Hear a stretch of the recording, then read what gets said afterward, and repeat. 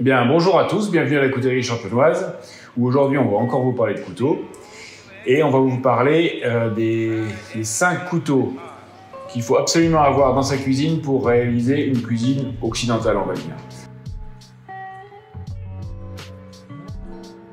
Alors, on va vous proposer ici des couteaux. La plupart sont, comme vous le savez, de fabrication japonaise, parce que c'est quand même pour nous ce qui se fait de mieux. On va absolument pas faire de détails sur les couteaux en eux-mêmes, on va juste parler des formes. Alors, vous voyez, il y a 5 couteaux, 3 courts, 2 longs, et on va vous les détailler. Le premier couteau à avoir en cuisine, c'est ce qu'on va appeler la forme office. C'est un couteau d'une lame de 8 à 10 cm qui va vous permettre de faire tout ce qui est travaux de maniabilité, d'épluchage, de nettoyage des fruits et légumes, et tout ce qui doit être précis. C'est le premier couteau que vous allez utiliser en cuisine. Il y a plusieurs styles, plusieurs formes, mais globalement, dites-vous qu'un couteau d'office sera toujours utile. Le deuxième couteau qu'on va utiliser, c'est le couteau dit utilitaire. Une lame de 13 à 15 cm qui va surtout être pour des travaux aussi de petites découpes sur planche, ail, fines herbes, oignons. On peut faire des travaux de précision, parer une viande, découper du saucisson. C'est vraiment un incontournable de la cuisine. Donc à avoir, et c'est un couteau qui est surtout très utilisé par les dames, sachez-le. Le troisième couteau qui va être utilisé dans le format court, on va dire, c'est-à-dire une lame de environ 15 cm, ça va être le couteau des osseurs. Ça sert toujours en cuisine française, bien sûr, de désosser une viande, une volaille, quelque chose comme ça. Donc c'est un couteau qui, par rapport à l'utilitaire qui est ici, a aussi une lame de 15 cm, mais qui va avoir un dos de lame plus épais, donc plus résistant, donc pensé pour la torsion et utilisé un petit peu pour les tâches qui peuvent abîmer les tranchants. Alors pour rappel, un couteau à désosser sert à contourner les articulations pour les laisser faciles à la coupe. Il ne sert pas à couper des os. Donc on coupe les os avec une scie de boucher, mais on contourne les articulations pour désosser avec un couteau à désosser. Voilà, c'est utilisé aussi parfois pour les gens qui font de la chasse, du gibier, des choses comme ça. Donc c'est un couteau qui est un peu à part, c'est pas forcément le couteau qu'on va se servir de plus, mais c'est à avoir dans votre batterie de cuisine. Alors ensuite, on a besoin de 2 grands couteaux. On va tout de suite parler de ce qu'on va appeler l'éminceur.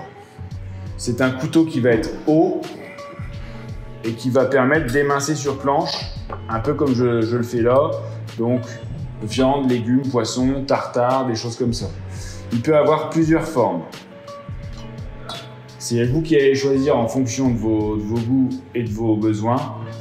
Les 3 grands classiques des éminceurs, le Santoku, qui est vraiment le couteau polyvalent de cuisine japonais, le Nakiri, qui est lui très orienté légumes et qui va plaire beaucoup à tous les utilisateurs de couteaux dédiés notamment à la cuisine végétarienne. C'est un couteau qui est très large et qui permet de se servir comme une véritable pelle et une spatule entre la planche à découper et votre récipient.